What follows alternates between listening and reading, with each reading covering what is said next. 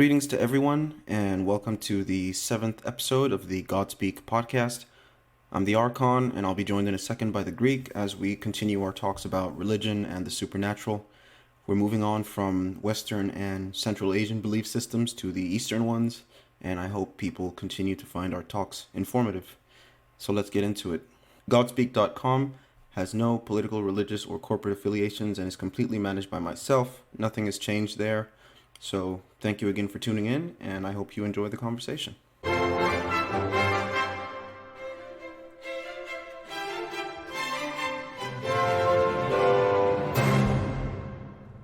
Hello, Greek. Yeah, greetings. Hi there. Yes, it's been a while. Yeah, it's been a while since we did the last one, but I trust you've been keeping well. Mm-hmm. Yeah, as expected. So, I'm happy that we're resuming the podcast. It would be a shame not to conclude the last few episodes. I've planned for us to talk about Eastern religions today, which is something that's become very adulterated in the West. I guess it's because Europeans and North Americans are content with the microwave versions of those belief systems. Is that an observance that you've come across in your studies of these subjects, that it's a bit watered down? Well, it's worse than watered down. It's just an Eastern religion in name only. But if we look at what let's say the indigenous Easterners are doing with it, it's almost the same, but they have a little more history, or actually being the history, culture, and basically ethos of those people. So I always have a saying, it's just like these, in parentheses, these white people are not happy with Judaism and Christianity. They either go to Islam or Buddhism, typically. And what's offered, the gates that they go through are pretty poor. In other words, what they go through is let's say, without being too conspiratorial, premeditated. The intelligence agencies are very concerned about people's belief systems, right? So basically hijacked and filtered through intelligence agencies or financial systems or what's called surface government, right? So they're getting that watered down version of it. It's not even quote unquote spiritual in any sense. Yeah, I never really looked into that much as far as the historicity. In the 20th century, you saw a lot of swamis and Buddhist leaders that came over to the West and found a lot of popularity with celebrities and stuff. But I never quite did look into the intelligence aspect of that. Yes, I say there's no intelligence there anyway in the intelligence agencies, and they know that. Give you a short little quirk. Someone that has a lot of Greek speak downloads. It's no one you know, actually. Ex-spouse was intelligence agency, not U.S. And at first they thought it was subversive. And then they found out actually it was so enlightening that they made duplicates of it to bring it to their colleagues and to show them how much they really are in the dark. And this is an intelligence agency person, right? So I thought that was quite funny. Yeah, perhaps a bit of an indictment on who they think they are or what they think they're doing. Oh, without making a comment, I call them the panty sniffers. I'm sure they appreciate it. Yeah. Yeah. But in any case, I guess a good starting point in talking about modern Eastern religions is to mention that they were largely formed during the axial period when the world's belief systems were changing. So maybe we can start by looking at the groups that were active in those regions leading up to that period. So we have the nomadic Indo-Iranians who are said to have migrated south from the Eurasian steppes, with the Iranian group moving into current-day Iran and Iraq, and the other group going into India. Self-designated themselves as Arya, which means, or said to mean, the noble ones, and the oldest texts for them are the Rig Veda and the Avesta. Obviously, the Aryan designation became known in the 20th century for reasons connected to the Nazis, but Greek, has your research turned up anything notable about them as a people group? That those terms are more of a philosophy because and an ideology, because the peoples have been so intermixed from all the various invasions. Like, for example, the Greeks, they've been so intermixed, right?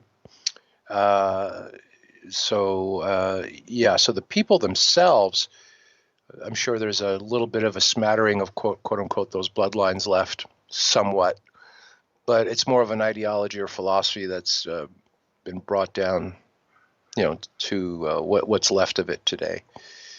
Their chief god, though, the Indo-Iranians, they had an overarching sky god called Diaush or Dauspitfer, as the academics have put it, who later became sidelined in favor of other gods like the Devas, which meant shining ones, or the Asuras, which were the oath gods. And there seems to be this common occurrence that the chief sky god around this period of the third millennium BC was known by everybody, but then he becomes irrelevant to everybody all over the world. Have you ever looked into that?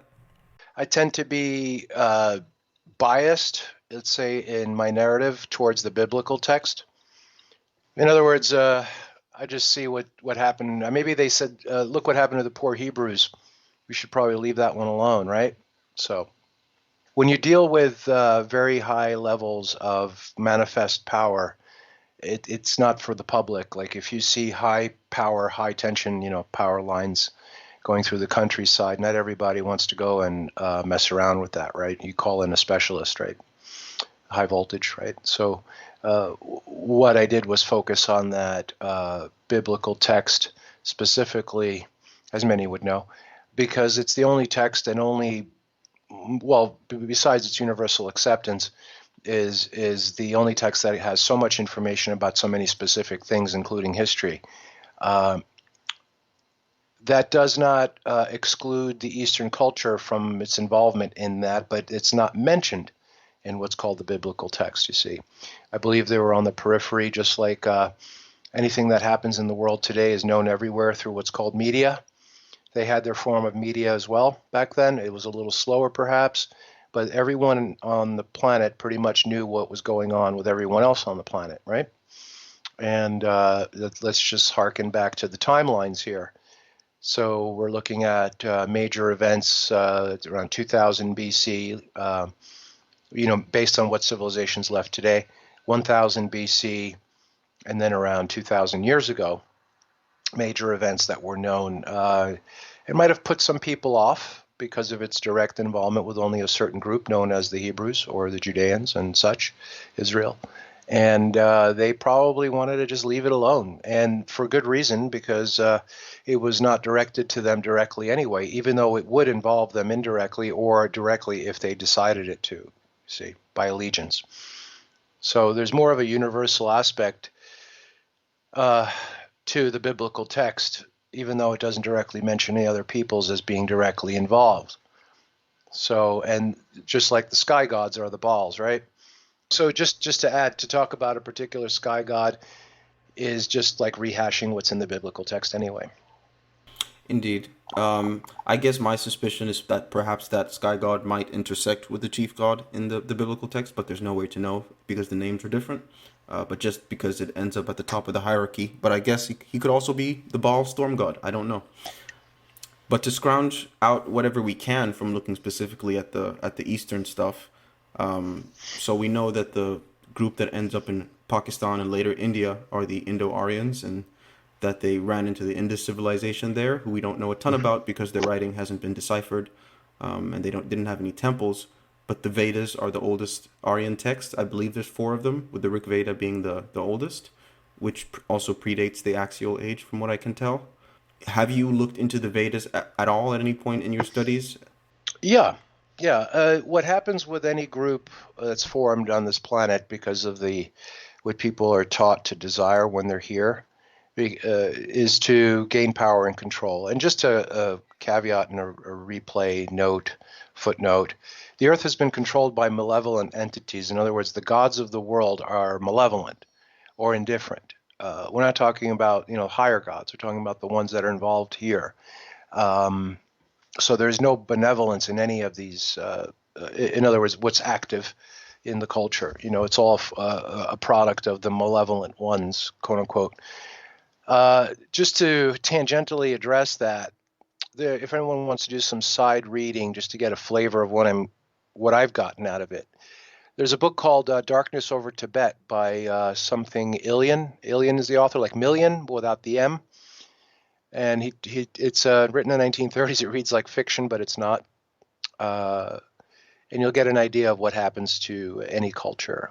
And I could just basically tell you he was sojourning there disguised as Tibetan, and basically found out that anyone in Tibet in the 1930s was told that white people were evil, incarnation of the devil. He ends up finding a secret city where it's run by magic and cannibalism and pretty much zombie-like people. And evidence of that is still, today available. You could go online. There's not much of it about it. Some people say it's a fictional work. He did not write it as a fictional work. So, parallel stories to the Vatican. If you go, which is Western, if you go to the Vatican, physically go there, and you run into anyone there on a one-to-one, ask them what they practice in the Vatican, they'll say it's Satanism. It doesn't matter who you ask, as long as it's a one-on-one, honest. I mean, you could run into any of the bishops. You spend more than 15 minutes with him. If he sees you're okay, it's Satanism. He'll tell you that. He won't use that term, but indirectly. The people who use that term would be like the guys who are hired to clean the toilets in the Vatican. He'll tell you, oh yeah, these guys are satanic, for sure, right? So very, very similar to what I just brought up with the darkness over Tibet. Very, very similar to what you'll see with the Mormons, for example, or the Judeans, right? And what goes on in the large synagogues, which are sort of less centralized. They don't have a centralized authority. Same thing goes on with the Buddhists. Same thing goes on, right? So what I'm trying to sum up here is the earth is the worst. Just imagine how bad you think it could be. It's much worse than that even, right? But things are still functioning for now. So there's no positive side to any of these religions, not a one. No, I follow. And that book is by Theodore Ilian. It's still quite talked about online, so people can check that out. Okay. Yeah, do the Yeah. audiobook. Yeah, plug in some headphones. I think that someone did a pretty poor reading of it. It's about 4 or 5 hour listen. I have it here somewhere in hard copy. Just to give some context to the Vedas, it's worth noting that they aren't a unified volume of writing like the Bible or seemingly like the Quran. Right. So, written over several centuries, oftentimes contradicts itself when it comes to Right. topics that later evolved because of sectarianism. So, an example is the subject of death, where the Rig Veda offers various accounts of a vague but not painful afterlife that's ruled over by the god of death called Yama. Doesn't say anything about reincarnation from what I can see in terms of being reborn as a mortal. That seems to be an axial development that grew out of Hinduism. But we do see talk of a resurrection with a new body that's possibly made of fire, and the old body disperses back to nature. I just wanted to read a few short verses that illustrate that. You have a funeral hymn that addresses the deceased. Go forth on those ancient paths on which our ancient fathers have passed beyond. Unite with Yama in the highest heaven. Go back home again, merge with a glorious body. Rig Veda 10:14, verse 7. Another hymn is addressed to the funeral fire, Agni. Do not burn him entirely, Agni. Do not consume his skin or his flesh. When you have cooked him perfectly, only then send him forth to the fathers. So yeah, I mean, in studying the Vedas, have you at any point, Greek, noticed that they have this contradictory element, especially with the Upanishads? Like the Upanishads are not the Vedas, and they very much seem opposed. Or have you found anything illuminating about what it has to say? Again, I was using the biblical text as a reference, as a central point to see what can be harmonized, and much can be harmonized.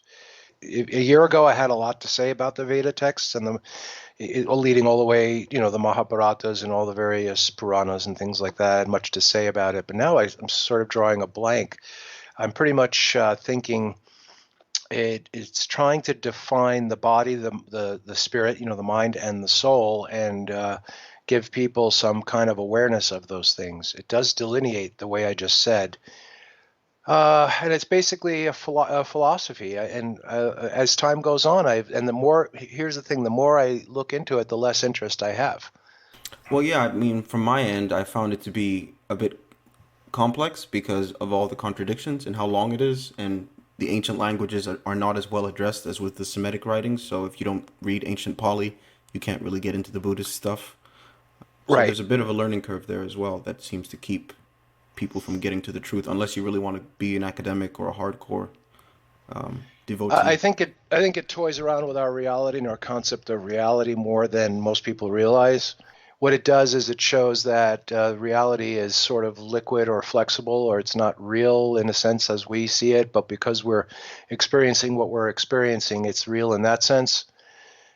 It's Something real if it's different. happening to you. In other words, if you're good or bad, it's real. It's real good or bad, but there really is no good or bad if people are not in a state where they are subject to it. It's well, here's the thing. This is what, if I were to sum it up very simply, like I think I've summed up the entire scripture very simply also.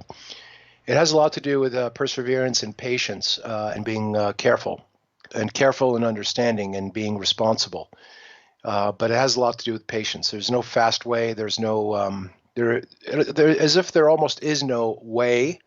It just is, and it's trying to give understanding. But you have to see that even before it was formalized, if you read a lot of the ancient, what are known as the ancient Greek philosophers, they were on a similar path as well in terms of their narrative.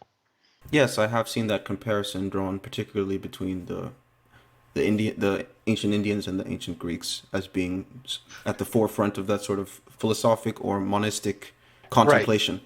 Well, here's the way to sum up everything: is if you're here on Earth, you did something that was pretty screwed up, or someone pretty screwed up sent you here to be screwed up. It's not a good thing. It doesn't mean it's well, it's terminal, meaning it'll come to an end. That's why recently I've been saying life is too long, right? Because once you figure out what's going on here, in a very collective, objective way, not what is truly objective, but in a collective way, if you start looking at many things and what they're supposed to be and what they are, that's what I call objectivity, right? When you see that contrast, is that there's something wrong. If you're here, this is a temporal zone in our cosmic history that things have gone wrong, and you're here. It's not a good thing. I give as a metaphor to young people in the future, quote unquote, whatever afterlife you feel is designed for your belief, you'll have a conversation somewhere and saying that you once were on Earth, if you do recall that, and everyone will stop and look at you and say, "You were on Earth? Wow, tell us about how fucked up it was." That's how I would sum things up. And these ideologies, whether it's the ancient Greek, even the Hindu, trying to explain it by the force of these major gods, let's say, the Buddhist philosophy of it, the biblical text or whatever, is trying to somehow just move us along until we don't have to be moved along this way anymore. Well, I mean, wrapping up on the sort of the Vedic strain of things. So, I mean, once classical Hinduism comes along, the focus moves from the Vedas to the Upanishads, which were also composed by multiple people. I guess 800 to 400 BC ish. They aren't as systematic or internally consistent as you would expect, but they do represent a very different view to the Vedas. They're more contemplative and thoughtful, and seem to be more towards the sort of philosophical or ascetic end of things rather than the priestly stuff that the Vedas talks about. And I think that's how the notion of samsara slash reincarnation starts to come into play. But again, the Upanishads say different things about it. One of them says that samsara takes place in the mind. Another one says that human cremation converts the corpse into smoke that becomes food for the gods. So there's no real consensus. The older ones, I think, say you get a new body that's like a god, but Well, the hold later on. I'm ones going to don't. stop you. I'm going to stop you there just to save you some labor on that. Just back to the biblical idea. Once you're a resurrected body, you have a body that is spiritual, which is the mind.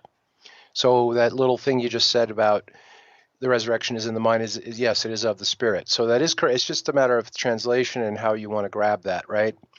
So that's why it's important to understand the fundamental narrative. They're really all the same, and there's no physical domain that you are limited to when you are reincarnated or resurrected, right? And this is very clear in what's called the New Testament as well. Yeah, I think there's a scene where the Christ is trying to explain that to Nicodemus. He's like, you don't understand when you're born of the Spirit, it's like the wind, right? So there's no physical. So if the resurrection doesn't exist and it's in the mind, there's something wrong with that translation, because that is along the proper line. It I doesn't it see. doesn't mean you will solely be a spirit. You can take on a physical form if you like. There Right. are there are many accounts in ancient times of these demons that do take on physical form. Whether it's attracting enough moisture in the air to form what's a ghost-like figure, or take possession, or actually forming, or manifesting through something else. Those are the lower forms. But on a higher level, when you're reborn or redone, you will be an animated spirit versus a disanimated spirit, as we would be now. If you don't have a body, you're disanimated. It's just like being asleep. This is a type or quality of spirit we have now, meaning humans. I follow. Yeah, and I guess that's where the Upanishads suffer from the contradictions, because as time goes on, they start to say that it doesn't, you could be reborn as a dog, right? So somewhere along the lines, I guess a new generation takes place, and they just start to write whatever that doesn't line up with the older material. Right, and that's like Christianity, where you have like an evangelistic Christian and a Baptist or a Mormon or whatever. They all have their own little line, but you won't find it when in the fundamental text, right? That's a typical thing. What it is. It's my reality is better than your reality. So if you want to be better, you have to follow my reality. It's all business. It's just business. It's hard to talk about religion without talking about the business aspect, right? It's like if you want to sell meat to people, you have to learn about, let's say, keeping chickens or herding cattle. But if you're keeping chickens and herding cattle, you have to think about the meat industry. See, it goes both ways, right? So if you're going to have religion put out to the masses that's not kept in secret, it's the same thing. You herd the masses for their meat, right? So, Yeah, just to piggyback off the mind aspect that you mentioned before we go into Buddhism. So one of the key Sanskrit words that seem to have undergone a change in the axial age was the Atman, which is right. said to mean, solar spirit. We won't nitpick. From what I can tell, almost all of at least the Upanishadic sages were reluctant to identify the Atman with the mind because they thought the mind was something unsettled or capricious. One of them said, "It's not the mind we should want to know, but the thinker." So there's this idea that the thing Yeah. behind the mind was of interest, and the consensus seems to be that there's a lower self that comprises the body and at least the mind in this dimension, and then there's a higher self that consists of the Atman, which is apparently something immortal that's in the Okay, unseen. little children have toy fire trucks because they can't have a real one, right? A full scale one. So once humans are aware of a higher existence, let's say, what they're left with actually toying with is a toy.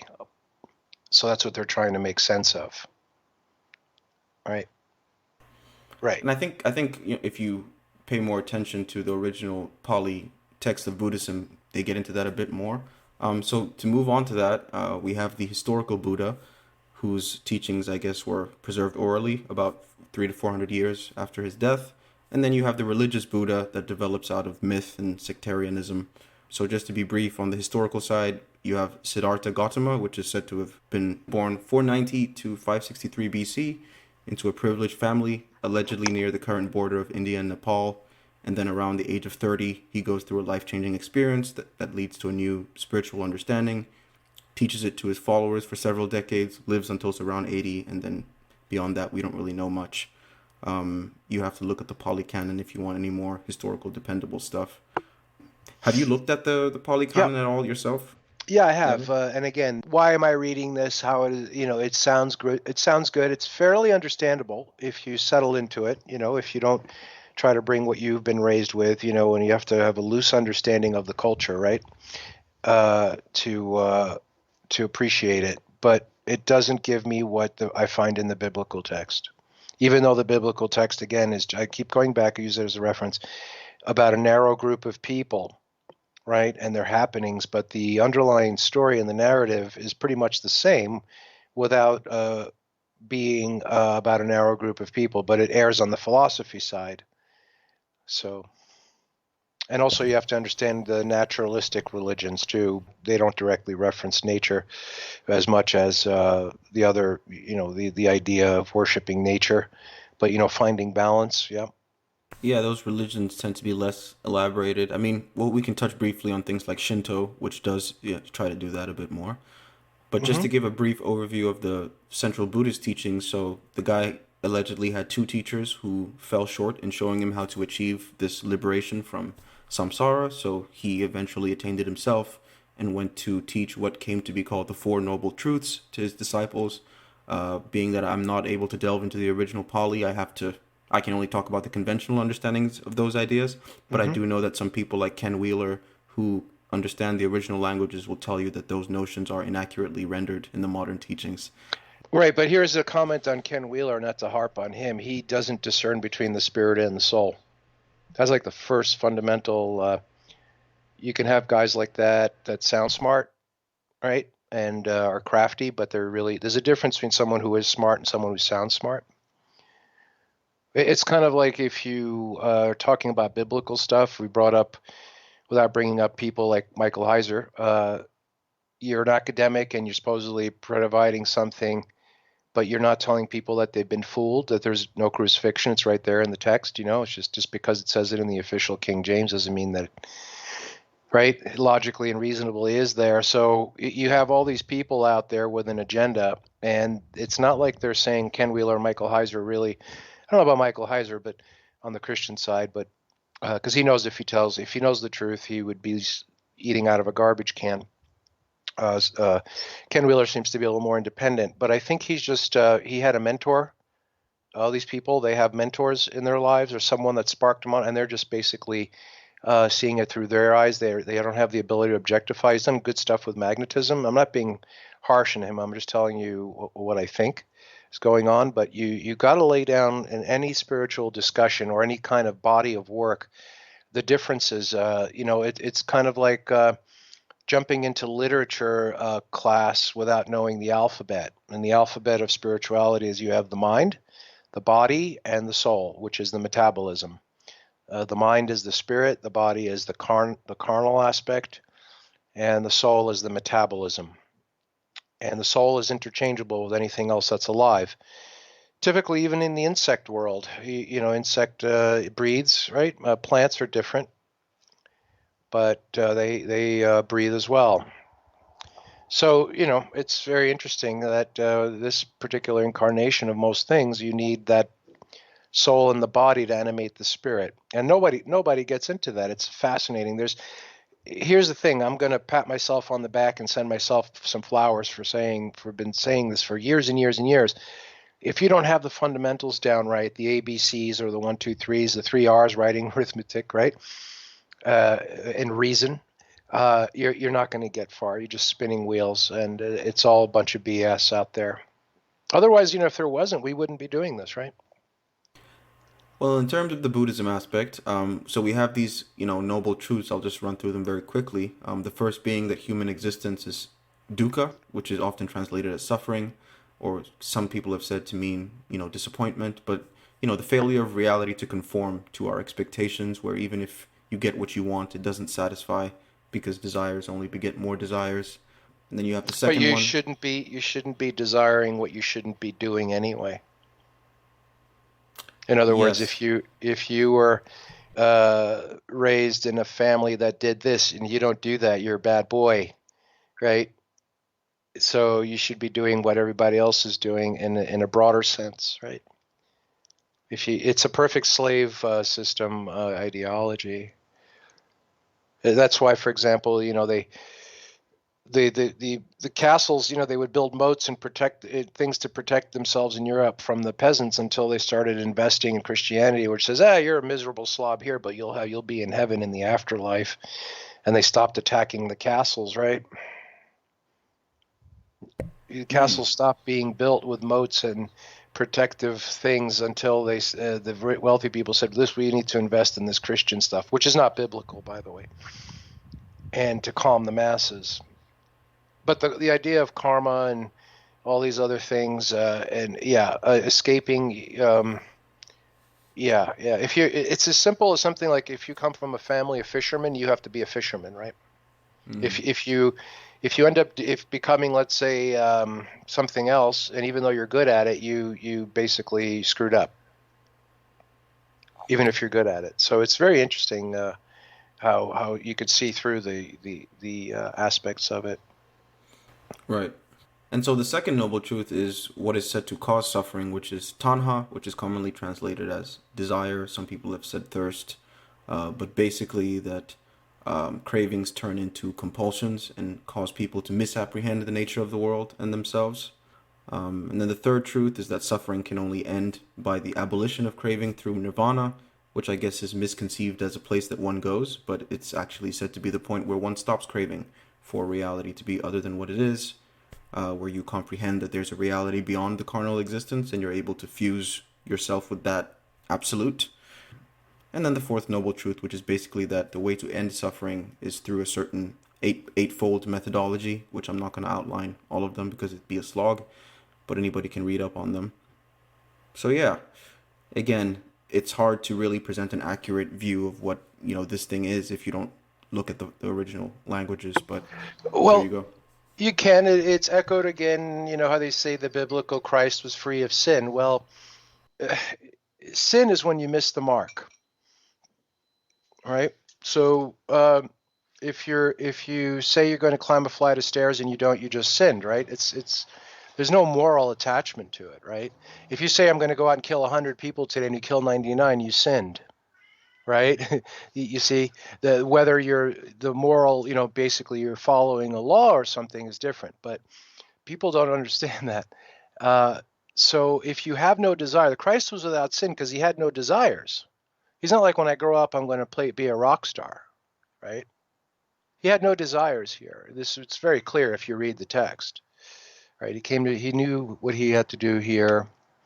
So that's why he's without sin, because he achieved everything that he set out to do, meaning on a micro and macro scale, you see. Very simple if you understand that. So if you have no desires, you can't sin. I'm not saying do nothing, but if you were actually in a position where you would do nothing, you would be without sin. If you did nothing and had no desire, because if you do nothing, let's say you do the minimal amount, you're confined to a room, you might say, well, I'm going to walk across this room and touch the wall. If you don't, you just sinned, you see. It's very simple. The biblical aspect of sinning, it only applies to those who are in certain covenant, right? To agree to live this way. And when they didn't, that was falling short, you see. It's very simple. It has nothing to do with what people think it is. And not to say, I guess, that the Christ didn't have any ambitions, but he allowed all of his ambitions to be fed to him from, the source. The ambition that he had was fulfilled, so he was without sin. So in Right. other words, you can sin if you say in the next 5 seconds, I'm going to walk across the room and touch the wall. If you don't do that, you sinned. Or if you say in 30 years, I'm going to do this. Well, when that time comes, it's all about timing also, right? So you can have a 1 day, 1 week, 1 year, 10-year plan. As long as you make the mark on each one, there's no sin. And the ambition is fine. It's okay to have the ambition as long as when the time comes, that ambition is fulfilled. And so one of the last things I want to touch on regarding Buddhism is the notion of the self, which seems to be quite misapprehended. So even though the word self might be used linguistically or for linguistic convenience, like the reflexive myself, the Buddha seems to convey that it's an unskillful way to think of things, because you're conceiving of reality as having substance when actually the universe is more made up of energy modalities. And this leads to the notion of anatman, which is in the conventional understanding is said to mean that there isn't a soul or spirit.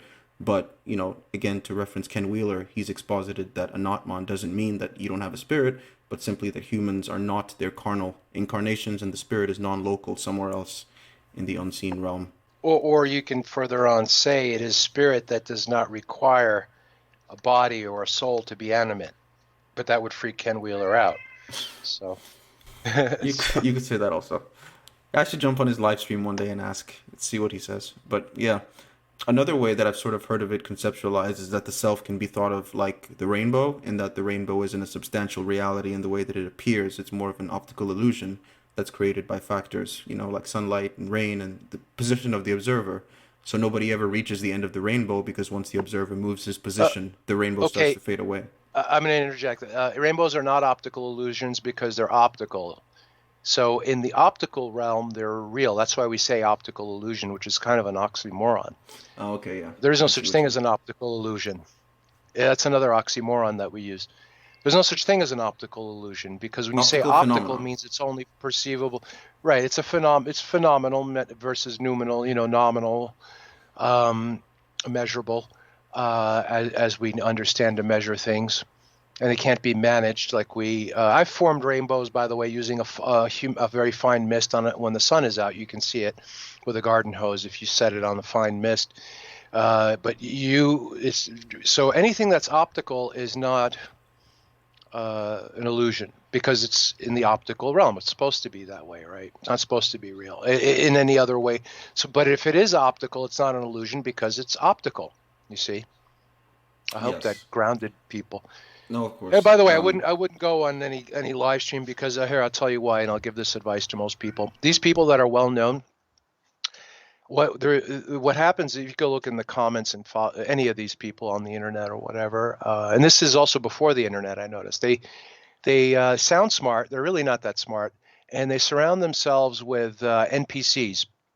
I call them Sims. People that are not NPCs, whatever. That's a meme.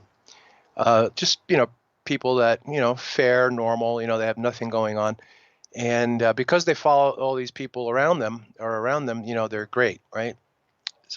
So yeah, if you any of these people, if you go into the live, you'll see they're just NPCs all around them. So if you start trying to interact with him and you're not an NPC, that's outside of what he's used to having. You see, if that makes any sense. Yes, the non-player character phenomenon is quite widespread, and I have tried interacting with a few people on social media to no success. Although if you tip them, they're more likely to talk to you if you throw in $5 Well, into the YouTube thing. that's what they do. What else are they good for but their meat, their pound of flesh? I mean, I have not pursued any more public or even private group calls because I didn't find people that were, uh, you know, how would you say, productive enough. I'm looking for people to jam with, to as equals, not people to repeat what I'm saying and not contribute anything beyond what is brought forward, right? So Mm. even a stupid potluck, you can bring your macaroni salad with mini marshmallows or Jello with mini whatever you bring. Just bring something, and yeah. So Yes, it is dire prospects in that regard, but it yes, may change. So yeah, the Buddha didn't leave any successors, and his teachings were kept in oral tradition for some centuries until the Pali Canon. So what we have today are the orange-robed Theravadins as the oldest extant school.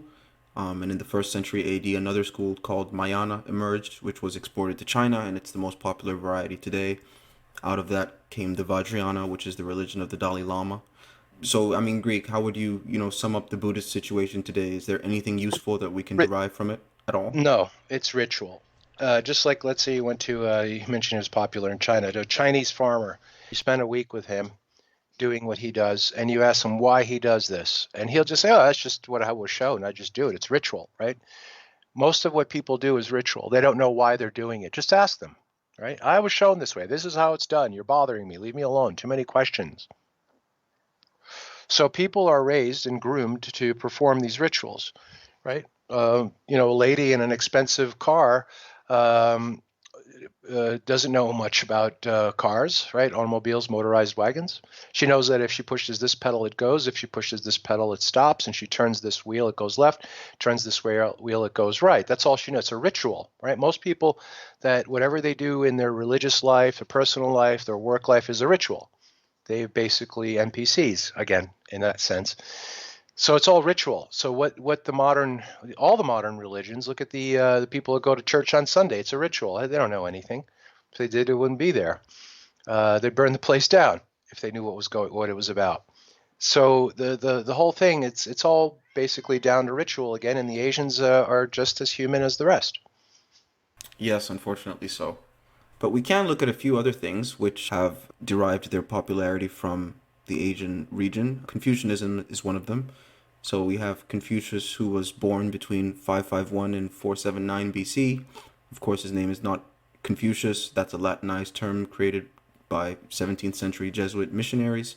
His real name was said to be something like Kantse, and he was born into poverty but later wanted to attain political power, or at least serve as an advisor to a king.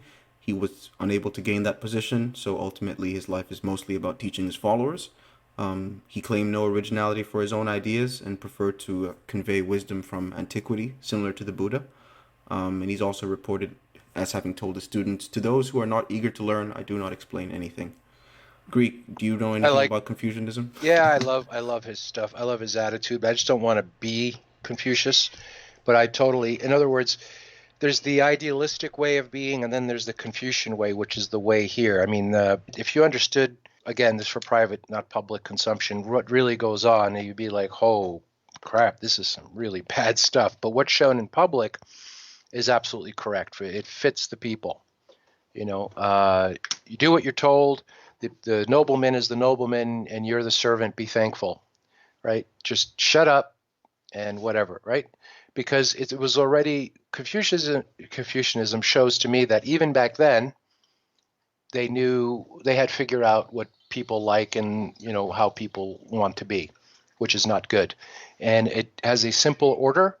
But again, most of Confucianism, I had gone. There's a Confucius Square in Chinatown in New York City, and I remember uh, congregating with some people at some of their meeting places, and it was like, wow, what a bunch of morons. But they were so well disciplined and so well ordered and fairly content in their lives that I said, this is great.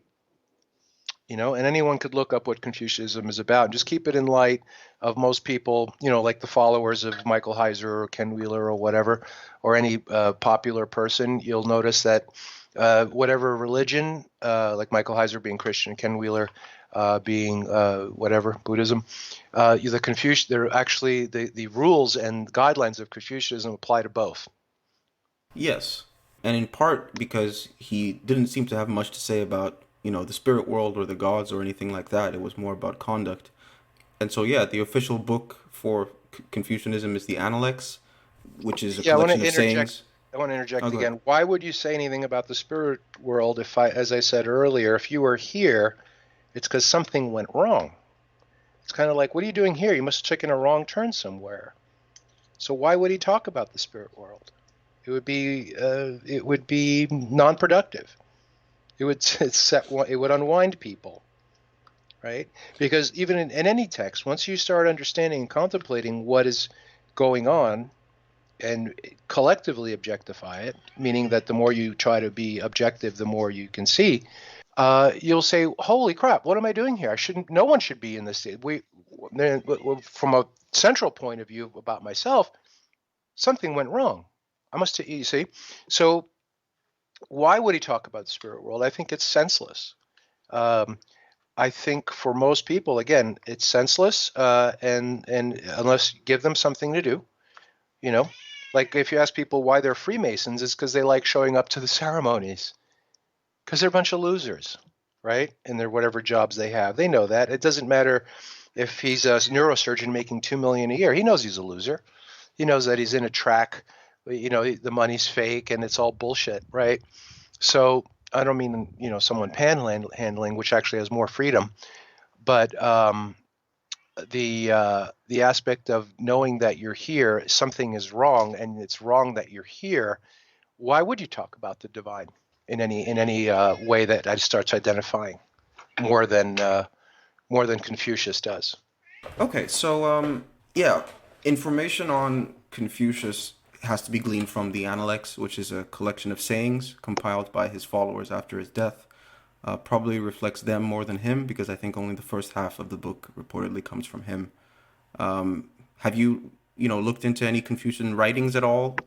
No, I have not. Like I said, in the mid '80s, I had been around people who would profess to follow that, and I noticed that it was not merely it was a ritual that they did because their parents did, and they were not well versed in most of it. And I did a cursory investigation of what it was about, and always had it in the back of my head, but had not read the analects or anything like that. But as I investigated more and more through life, I'm like, oh, Confucius had it right. You know, these people are like on this planet want to be treated like cattle. How do I know? Well, look at them. And he has a perfect outline for them. The king is the king, the slave is the slave, or the servant, or whatever office you have in life. Be happy with it and be honored about the ones that are higher than you, and happy with them, whether they're good or bad. Doesn't quite say that directly, but yeah.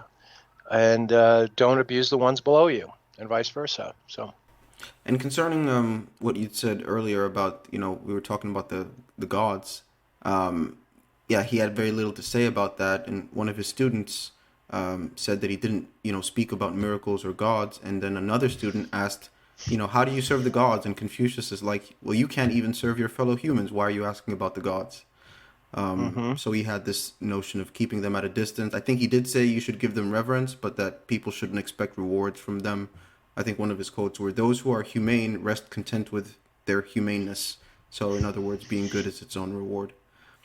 But yeah, I mean, it's interesting how you have these figures like Confucius and also the Buddha who had no interest in the gods and didn't seek to deify themselves, yet they ended up as religious figures centuries after they died. Well, yeah, that's the business part. You want to sell meat to people. What do you know about herding cattle, and vice versa? Once you herd enough cattle, then you got to sell their meat. That's religion.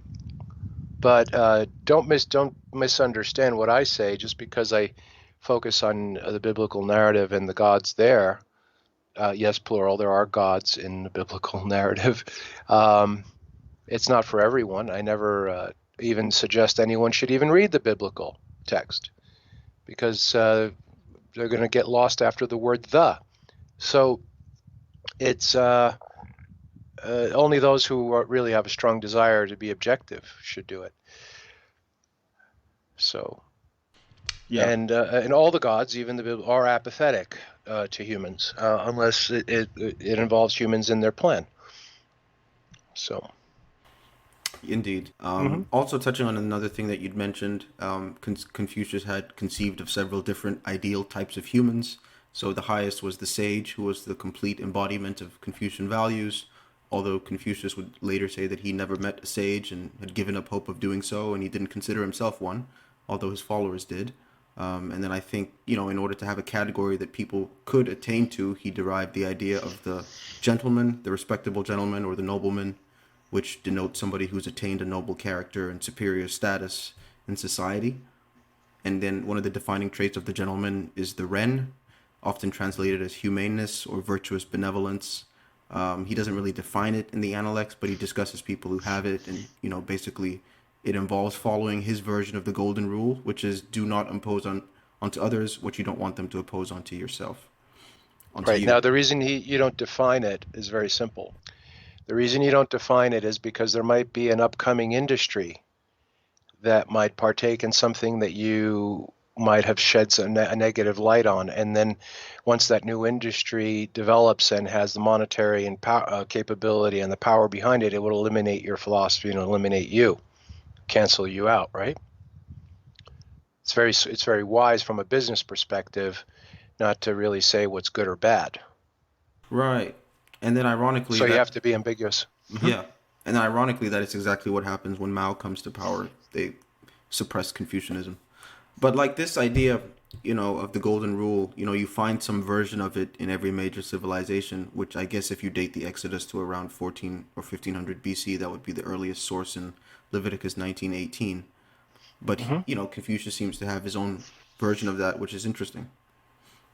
Well, look, if whether you're in a subservient, servient, or noble position, you want everyone to do well because if you're the guy who's at the bottom shoveling shit for a living, his interest, his well-being is in the interest of the nobleman. That's obvious, right? Because the nobleman shits, and if there isn't a shoveler, he's going to be drowning in his own. You see, so you want it's only logical and reasonable beyond the divine. You don't need the divine to understand that you want everyone to be happy and content in what they're doing and to not be, infirm. You want the guy who's removing trash or burying dead bodies to be well and able to do so. Because if you're very wealthy and there isn't anyone to do that job, your life will be miserable too. You see. An example is, everyone's like, oh, look at Dubai, look at all those, like 7-star hotels, right? Now it's beyond 5-star, right? Those are shit towers, man. There's no sewer. Do you know there's no sewer system in those megaplex hotels that are like ultra luxury? There's no sewer system. So if there's a line of trucks that shows up at 4 in the morning every day to pick up all the waste, right? So if those trucks don't show up, there'll be these guys with the gold-plated Rolls Royces will be drowning in their own feces. Do you see? And I'm using, this is true. You can look. Well, it's kind of hard to find it, but right. Yeah, I mean, for the first 3, 4 thousand years of civilization, people are just either dead broke and peasants or rich and aristocrats or monarchs. And now in the last 50, 60, maybe 70 years, you have this middle class that rises, and it's like, why does it behoove the elites to have them? But then when you explain that, well, it actually behooves them because, you know, we all serve a Well, purpose of keeping a system alive that benefits everybody, then it makes sense. no, what they did was they eliminated things that are possible to be scarce, like money. So they eliminated money and great, they're basically drawing all the money from people's signatures, right? So there's unlimited money. And once the people accepted that without questioning it, they created a Disneyland, a Disney World for about 80 years.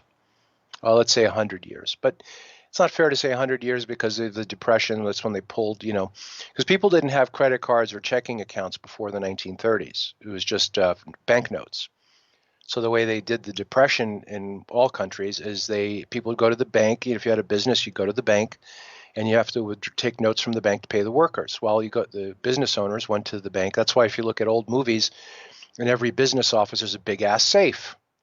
If you watch old movies, right? Every shop or factory or whatever, you see the boss's room, the boss's office, and there's a big, huge safe in there. That's for payday. So these people, businesses would go to the banks to get notes to pay their workers because you don't give a worker a check and be, what the hell is this? Uh, you call the police on you. Uh, the bank says, sorry, we don't have any notes. So no one could pay their workers and the workers didn't get paid. So how are they going to, right? So that's how you make a depression, right? So that's why if on Ocelli and the Greek, I say you can't crash the system because it's already been crashed. What you can do is withhold. You have to physically stop people from doing anything. Thus the lockdowns, right? Because money is unlimited. There's no scarcity in money. There is no money. It's credit. So all these machinations went on until the 40s. So if you go 1940s to 20, that's about 80 years. So you've been living in a Disneyland because of this credit system, right? Everyone, can seemingly afford anything if they work hard. And 80 years is a pretty long run to be at Disneyland or Disney World or a fictional, reality. Talk about simulation. This is a simulation within the simulation. So that's why I was so content to see the lockdowns and the pandemic and all this stuff, even though there's no pandemic, a biological one. Because it's like, great, finally, 80 years worth of Disney World is coming to an end, going back to how humans are control. And the reason, by the way, you do credits, they don't tell people, they don't emphasize that there is no money and it comes from your signature, is to control misery, right? So you give a loose outlet to those that you want to be wealthy, and you restrict and punish those that you don't want to be wealthy by their own ignorance, right? That's the only reason there's fiat currency, is to control misery. It's not a Star Trek world where they bring someone, in the Star Trek series, they bring someone from the past. Where's your money? Oh, we don't use money anymore. Well, that means we don't control people's misery. If they're miserable, it's because they brought it upon themselves and mismanagement or lack of responsibility, not because there's an overarching part of society that can do that, known as bankers or surface government or whatever, elites, and a system of ignorance. So it's over, and it's great. I mean, to see the capital, it's not really capitalism, it's capitalizing on ignorance. All of it is. Look how many people, again, I gave the Dubai example, these 7-star hotels, most luxurious in the world. Yeah, they're basically shit towers. If the tanks aren't emptied every day, no one's going to go in there because they have to be vented. You know what happens if you have a 50,000 gallon tank full of feces and urine and you try to seal it off, you know what's going to happen in a couple of days, right? Hope you understand the idea of pressure. Yeah, it'll explode. So, yeah, it'll blow a crater. What have you? We had 40 tons of crap explode in Dubai. Yeah, what's all brown everywhere. So it's not an illusion. It's real, but it's a Disneyland is not an illusion. There's a guy in a Mickey Mouse suit. You have the fairy castle or whatever whatever they have. It's not illusionary. It's an imposed simulation. And they're at fault. People don't want to take responsibility. They're NPCs. Again, go To all the popular YouTubers, look at their followers, look at the comments. There's not a one that is plausible in being correct. Indeed, the state of things today. Yeah. But I also see a Yeah. parallel between Confucius's notion of the unattainable sage with Plato's philosopher king. Apparently, you have this archetype that different people spoke about, but no one is able to attain to, and it makes me wonder, if that should be taken as a red herring a bit, because even Confucius had to deal with certain criticism. Like there's a story about a man who worked as a gatekeeper who inquired about Confucius, saying, "Is that the guy who's working towards a goal, the realization of which he knows to be hopeless?" End quote. So I just find it interesting that you have this Sure. archetype that it's not a god, it's not an alien, it's a person, but it's impossible to become this person that gets this level of wisdom and conduct. Well, it's like the Groucho Marx thing. I would never join a club that would have me as a member, right? In other words, if you attain that level, you would no one would know about it because you would go out and live by yourself, away from everyone, Mm. because you couldn't stand them. Think about it. So they do. I would say indirectly, not positively, but I would suggest that those people did exist, but they never took any prominent popularity because I mean, look at the populace. It's no different now than it was back then. No, that Who would is. want to rule over these people? Yeah, at any time in history and anywhere in history. And I'm being realistic. Most people don't like what I'm saying, but they know it's true. And those that like what I'm saying and know is true, well, more power to you, really, because you're going to need it. I know that is probably one of the more less elaborated aspects of that. That if I became a philosopher king, I wouldn't want to be a king because my subjects suck. Right. Hmm. I get away all the time in public. People I don't know. I'd be at the shops, and if something political or a philosophical conversation comes up, I say, "Well, there's a new society coming," and they all say, "Yeah, we know." I say, "But none of you are suitable for it. The people that are here now are not suitable for the next society. They got to go. Sorry, I'm not making this stuff up." So yeah, and they were like, "Yeah, I guess so." And I'm like, "That means you, Jack. You know." So yeah, so Hmm. what is there to rule over? There's nothing to rule over. Well, more on that later when we cover that in later episodes. To wrap up on the Confucianism bit, his answer to the social and political problems of his day seemed to be this idea of cultivating people of virtue. I think he felt that the problems facing China were too entrenched to be legislated away or policed away, and the real issue was that you have people of poor character and callousness, especially those in power. So if only they could practice the art of good moral self-cultivation, then the more virtuous rulers would have that trickle down to the people. Which is why I think Confucius said, quote, keep them in line with punishments, and the common people will stay out of trouble, but will have no sense of shame. Guide them by virtue, and they will, besides having a sense of shame, reform themselves, end quote. So yeah, that was his idea of getting human beings to obey the unenforceable by teaching them, the right thing. What are your thoughts on Yes. this methodology? Exactly. Yeah. Well, here's a small example. You have a family with young children, and before they go to school, the children do get an idea of language, morality, rules, and things like that. They go to school, and the school teaches something contrary to that, and they come home. So that puts the child in a schizophrenic position, meaning a torn mind, right? Do I do what they tell me in school? Or I do what the parents say. See, so you have to have uniform consciousness in order for that to work. And it could be malevolent and benevolent. And unless the only way to judge what's malevolent or benevolent is to have a firm baseline. So if you don't have a firm baseline or allegiance to any covenant, there is no good or bad. It's like the guy who robs the bank gets away with it is good, but oh, he almost got away with it. The police busted him, so the police are bad.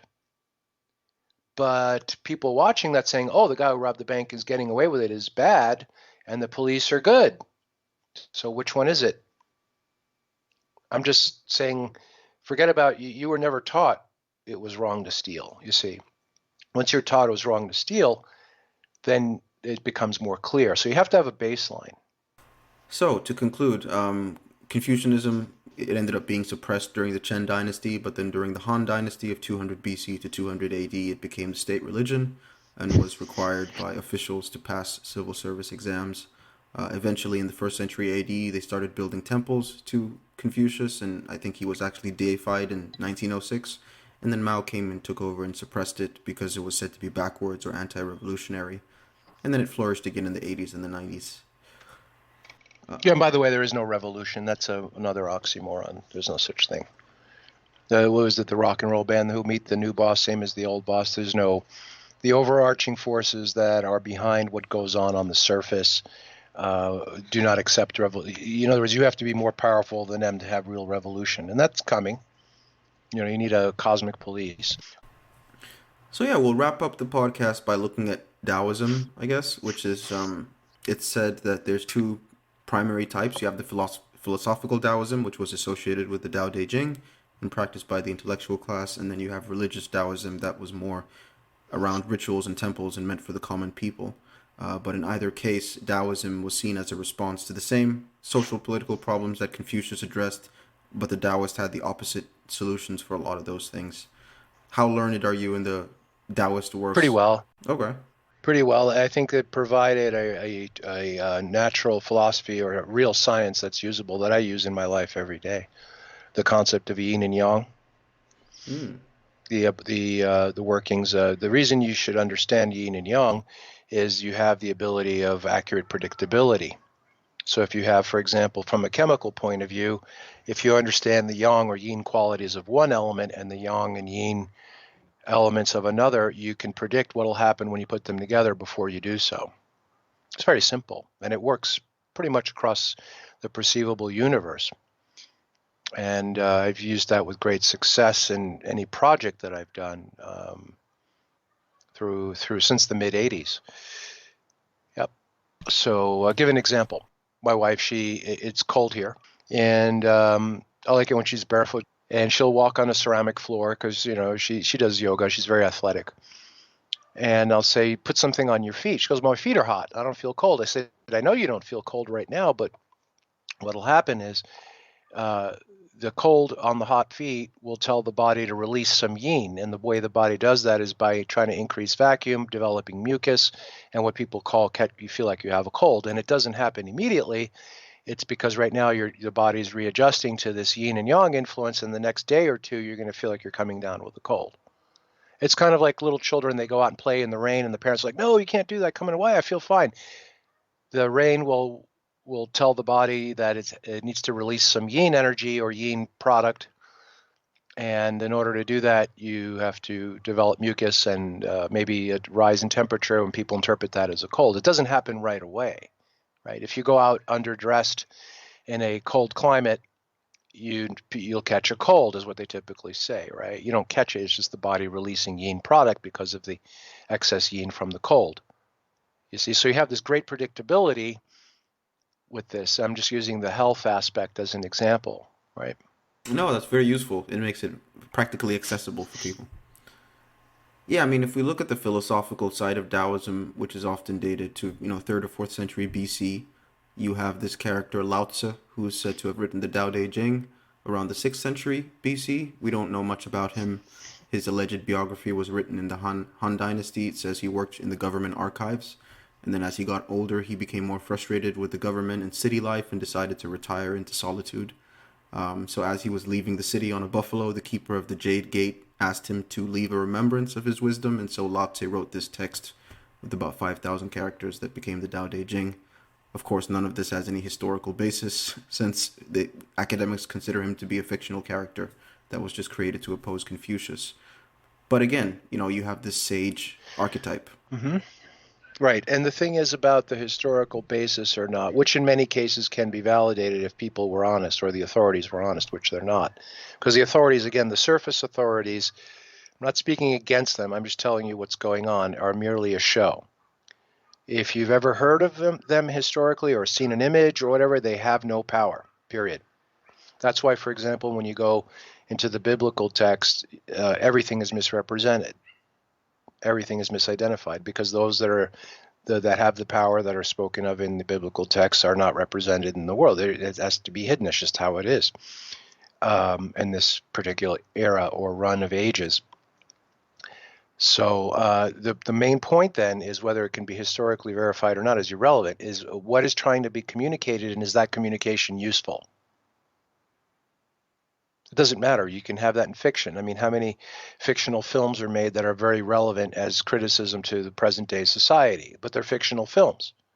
It doesn't matter. What is being communicated is relevant, you see. No, I follow. Well, in the interest of time, I won't expound too much on Taoism. I'll just touch on the notion of the Tao. So Sure. you have this concept used in many forms of Chinese philosophy, and it's actually a topic of debate amongst the various schools. The Tao, it's not really defined in the Tao Te Ching exactly like Confucius. They don't seem to want to define these things, but it's been translated as the way, or more likely the proper way. When Confucius talked about it, it's been said to mean, the steps towards becoming a sage or the path to social harmony. For the Taoists themselves, it seems to mean the way of nature, suggesting, that it's the source of all things. The Tao Te Ching does say to not try to comprehend the Tao too concretely and that it's not amenable to complete understanding, which seems to suggest that maybe it's made up of two parts, things that can be discussed and things that can't. Yes. Hence alluding to the ineffable aspect of reality that's beyond grasping. I think it does also say in chapter 56, those who know don't talk about it, and those who talk about it don't know. End quote. Right. That's right. That's why I always stress learn yin and yang, so you have good predictability, accurate predictability in any situation. It's a bit of a funny thing. I guess you have to contemplate it a lot to really get to it because it can't. Right. Like for example, if you contemplate it and you understand it again from a chemical side, you will say we're nitrogen breathers, not oxygen breathers. Yes, we require oxygen in the body, but we're not oxygen breathers. We're nitrogen breathers. And then once you understand how nitrogen becomes oxygen and its byproducts in that process, well, now you understand the soul from a chemical perspective, right? And we don't have to talk about Shintoism because if you're not Japanese, it's not relevant. Well, I was going to mention just very briefly that when it comes to that, you have this let's just say polytheistic religion that revolves around the kami or supernatural entities that are believed to inhabit all things, which I guess makes it a bit animistic. Well, it's less. I think it's less than supernatural. It would be the divine, like something great is just like someone leaves a footprint on the beach. They're not the footprint, but it's the result of them walking on the beach. Great things that you see, like we call the seven wonders of the world. In Shintoism, they wouldn't be called wonders; they would be called kami. Those things have great kami. In other words, divine inspiration, divine influence, or direct divine influence, or direct divine manifestation. But you don't see the divine; you see what it manifests. Famous terms are like the kamikaze. Kazi means wind, and kami means divine, right? And those people were sacrifices. They had sacrifice to the wind god, so might as well sacrifice them by crashing into the enemy ship. It had nothing to do with, well, eventually then they put rockets under them and broke the sound barrier and done stuff like that, crashing into ships.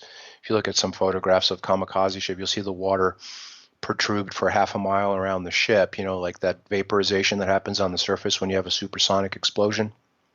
Anyway, those men had gone through ritual. They weren't really a weapon, but it was to target the ship if you're going to sacrifice someone anyway. But it was to sacrifice the wind god, which they wanted to take control of anyway. So, which they used later on, which is not in history too much. If you could deal with the rantings of a guy called Douglas Dietrich, he talks about it a lot. If you could deal with him, his rantings, not a very sane individual, but nonetheless, his information is pretty good. But who is sane anyway? Shintoism, again, I think just to emphasize, is only for Japanese people. That's why most people think that Japanese are Buddhist. It's for the non-Japanese. I guess that's still fairly rigid. Yeah, I mean, it's a bit hard of a thing to grasp. It's a religion that's not said to have a founder, no official sacred texts in the strict sense, no fixed dogmas. So it's been incorporated into their culture and way of life to the point where it's Mm-hmm. hard to pinpoint where the central points of power originate from. Oh, you can. I just mentioned earlier, the people of power, you can call them people, are not known. So once they put something out, the author is unknown. That's how you know it came from a place of power. Okay. Like, how many examples, like, for example, Christianity. A fundamental Christian will only accept an authorized version of King James, so that, you see, which is, crap, right? There's no one out there that can interpret or talk about what's held in the Hebraic scriptures or what's mishmashes left of the New Testament. Not a one. No one can talk about what's in there with accuracy. They have to make stuff up around it and religions around it and divert people because there's true power there in terms of the knowledge. I mean, I believe you've said before that many Asian religions have this. They have the characteristic of not really worshiping gods per se, but just this, certain spirits or entities or manifestations. Would Shinto fall into that category? Yeah. The divine power of heaven. Rightly so, because you're just going to confuse the cattle. You don't want enough of these people on this planet through history and now realizing that they're here because something went wrong. Or they took a wrong turn and ended up here. That's the last thing you want. Everything will fall apart. I mean, it's okay if a few thousand people know that, not believe it, but know it. But when millions start knowing that, I think civilization, it will fall apart. Yeah, certainly that would be a pivotal turning point, presumably to the negative, as you say. It would be like do a film with a bus or an airplane that goes somewhere it's not supposed to be, and people know they're where they're not supposed to be. How would you form a movie around that? Pretty easy, right? The theme is you'll have the short-tempered guy, you'll have the guy who tries to stay happy, you'll have the one that panics, you'll have the one that takes advantage. Eventually, they all form a murderous group and kill someone. It's the same story like Lord of the Flies over and over and over. That's what the whole planet will become like if people figured out what's really going on. Do you want that? I don't. No, I'd rather live in peace for now until I Yeah, can't. you keep them diluted. Yeah, like going to a hospital ward where full of gunshot victims. Do you want to take their morphine away or fentanyl? They'll be screaming and biting their tongues and jumping out of windows, and you got to keep them. Who is it? The opiate of the people. You got to provide these people, and they love being misinformed and being lied to. And I'm putting that together because I'm just seeing society, and it's not going to change until the society is wiped, reset. Not the reset that these idiots are talking about, but the real one that's going to involve cosmic forces. Yes, there's a lot coming that we'll be talking about in probably the next episode or two. But to Okay. conclude on this one, the last ancient religion I wanted to mention was that of the Bon or the Bon, the indigenous religion of Tibet that was, I think, absorbed into the Buddhist stuff. It's Yep. still distinct, I think, if you go to that region, but it's lost some of its contours. You've mentioned in the past that it retained some worthwhile aspects of truth. Can you elaborate on that a bit? I was just thinking about that. Nothing I can elaborate on at the moment without really getting into a long-winded explanation of that, because it has to do a lot with geography, right? Who the Tibetans are, their culture, and how their culture was formed. And if you understand Tibet, reading that Theodore Ilyin book might give some insight to what happens with any society on Earth, and ultimately leads to some really nasty stuff because all it does on the Bon is create a hopefulness that the predatory aspects of being here are abstained from you, but how to cope with them and deal with them as they follow through. Well, in other words, this part of the universe that we are in is ruled and run by some extremely nasty beings, and they have a very organized way of manifesting their nastiness that's acceptable to humanity. I should say that. And the Bon encompasses that. You'll see a little bit more of it if you folks read that Darkness Over Tibet. Well, I think we've said as much as we can about the Eastern stuff, so we can probably conclude things. Personally, I don't think that there's anything that I want to ask any more questions about, so if you want to offer any concluding remarks, we can wrap it up. No, that's pretty much it. I think the best, I always reinstate that if you're here on Earth, you took a wrong turn somewhere, and the rest would be just specific commentary on something very specific. like perhaps I've done, hopefully, on things you've asked. Yes. So with that said, maybe we'll do another one sooner than later. Yeah. So thank you to everybody who tuned in for this episode. It's been a pleasure to talk as usual, and we'll probably be back for 2 or 3 more before we wrap this up.